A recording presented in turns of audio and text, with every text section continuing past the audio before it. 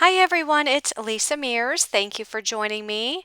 In today's video, I'm going to be sharing with you some craft storage supplies from Spellbinders. These are brand new to Spellbinders. This is the Assemble and Store Collection.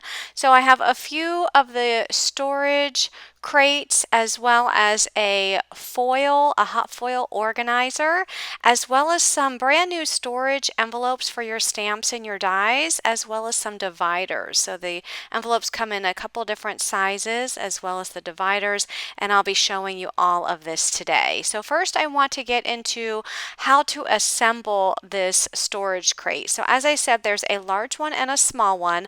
I'm going to show you how I assemble the small storage crate. But before I do that, I do want to mention that these products, so the storage crates and the foil roll station, they are made of an MDF material, which is a medium density fiberboard, and they're pretty easy to put together. So I'm going to show you how I put this small storage crate together, and the large one is exactly the same, only it's a little bit larger. I want to show you all of the pieces that come with the small crate.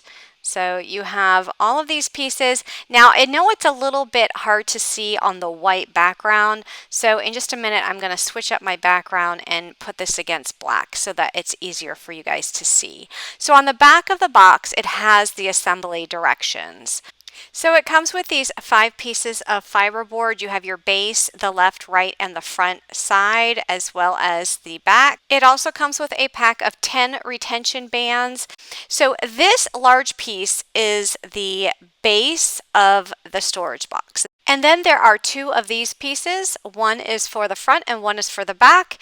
And the piece that has the hole in it, that is going to be the bottom of the box. And you're just going to connect it to the sides of the base. So here I'm doing one of the sides. Once it's connected, you're just going to take one of the retention bands and put it over top. And this is how you secure the front and back sides to the base so they do not fall off. Next, you're going to take the other side of the box and you're going to pop the hole through the base. Do the same thing. So you're going to take a retention band and just slide it on and hook that side to the box. Next, you have 2 panels, one for the left side of the box and one for the right side. You're going to take one of the panels with the holes facing down and go ahead and pop those into the base. And then the 2 holes there on the side will get popped into the front and the back. And then you're just going to take your retention bands and attach those panels to the box. So 4 retention bands for those areas. And then just flip your box over and do the same thing to the opposite side. So attach the side to the base as well as to the front and back, and then use the retention bands to secure in place. And that's how simple it is to put these boxes together. So again, that was the small one. You can see the small one there on the right, and then the large one is there on the left. So I want to give you some measurements, and the small box, from the actual back of the box to the front of the box, the inside dimension is about 6.5 inches, and then going across you have about 5 inches of space. And then for the larger box, it's roughly 6.5 inches, and then going across you have about 6.5 inches as well. Now, if you actually measure the outside of the box, that larger box is about 5 inches tall. And then going across, it is about 7 inches. And then the smaller box is about 3.5 inches by 7 inches. So the boxes are actually the same size as far as length is concerned. So if you put them next to each other, the actual length is the same size for both boxes. The only difference is the actual width of the boxes. So you can see one is larger than the other. And then here is a view where if they're sitting on your shelf, this is how it would look going straight on. So you can see the difference in size there. And Spellbinders has some storage pouches that go with these boxes. So you have small storage pouches, you get 10 of them, and you can see here it's 4¼ by 5. And then I'm going to pull these out, and you get, again, 10 pouches. So here's what they look like. They have a 3/4 inch gusset, so there is some room there. They're not completely flat, so if you have anything thicker, maybe you want to store ephemera in here, it'll be pretty easy to do so because of the gusset in these storage pockets. They are open at the top and there's no closure, so do keep that in mind. And the small storage pockets, they fit perfectly in the small storage crate. And here's a look at the large storage pouches. These fit perfectly in the large storage crate. You get 10 of them. They're 5¾ by 6.8 inches, and they do have a 0.75 inch gusset as well. So these are identical to the smaller ones. They're just larger in size, and they fit in the large storage crate. And then here I'm just putting my hand in, you can see the gusset there. So if you have anything thicker, any thicker material, you can even stick some cardstock in here and store some cardstock scraps. That would work very well. And then they also have for sale these small storage tabs, and they have a set of large ones, which I'll show here in a minute, and you get 10 of them. They are a very thick plastic. They're not paper, so these are not going to rip. And you get 10 of them. So if you wanted to divide up, let's say you were storing stamps in here and you wanted to divide them and separate your stamps into category, maybe birthday, get well, Christmas, you have those tabs that you can do so.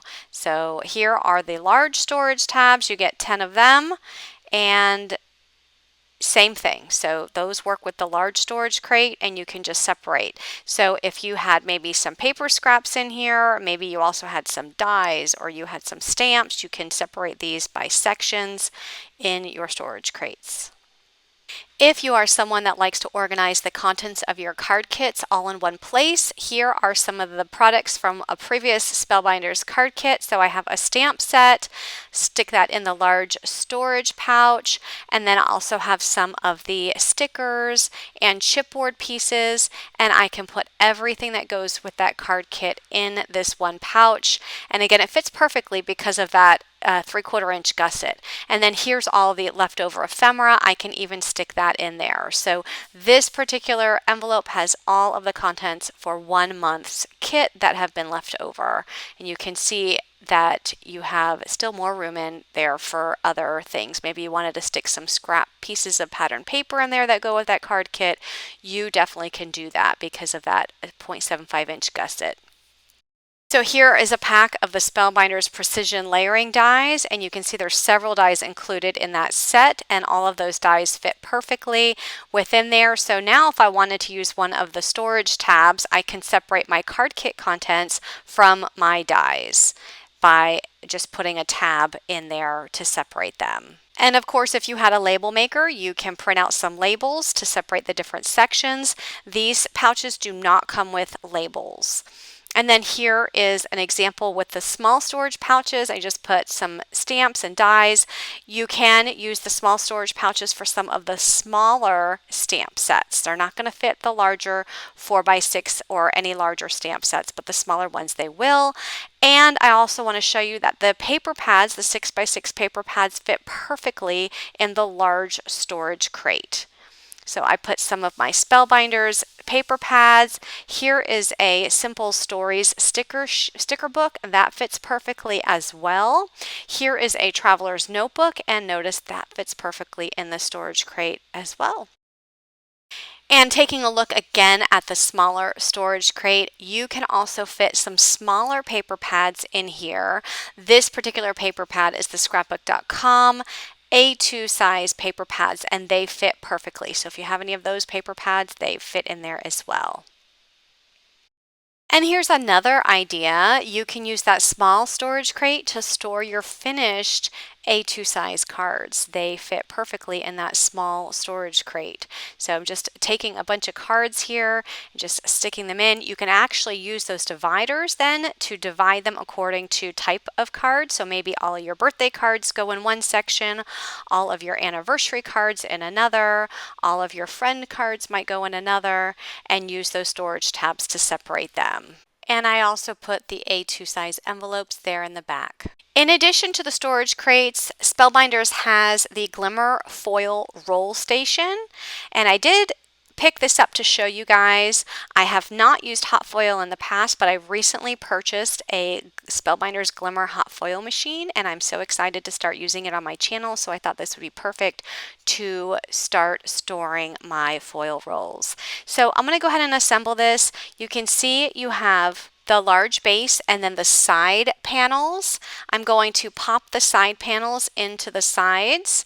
And I do want to point out that when you're popping these side panels in, you want to make sure that the side panel that has the 2 openings, you can see there on the right side there are 2 openings, one on the top and one on the bottom, and then on the left is 1 opening. So the side that has the 2 openings, that's going to go flush with the solid portion of that base, and then the panel that has the 1 opening, that's going to be flush or aligned with the side of the base that has all of the slots on it. So I'm just hooking those side panels onto each side, and then I'm going to take the retention bands and I'm going to secure those side panels to the base. And once I finish with that, I'm going to set that aside, and I'm going to move on to these pieces here. So you have several of these pieces. There's 12 of each. One has an opening at the top and one has an opening at the bottom, and you're just going to connect them just like this. Make sure you push the panel all the way through the other one until it reaches the top, and just do that with all 12 pieces. These are what your foil rolls are actually going to sit on once this is all put together. Next, you're going to take one of those pieces that you just put together and insert it into the top of the base and use a retention band to hook the bottom of that to the base. So this is the actual bottom part of the unit, and I'm just going to use the retention band to attach that piece to connect them to the unit. So once I attach all 6 pieces to that base, I'll move on and do the next level. So I'm going to take the smaller panel. This is the top level panel, and I'm going to insert each one of these pieces into the slots on that top level panel using the retention bands to attach underneath. Once all 6 are in place, I'll be able to put this top level panel into the unit. And in order to do so, I'm going to have to loosen one of the side panels. So I just removed the retention band from one of those slots, and now I'll be able to insert this top panel into the remaining slots. So there on the left and then on the right, push them together and then reattach that retention band.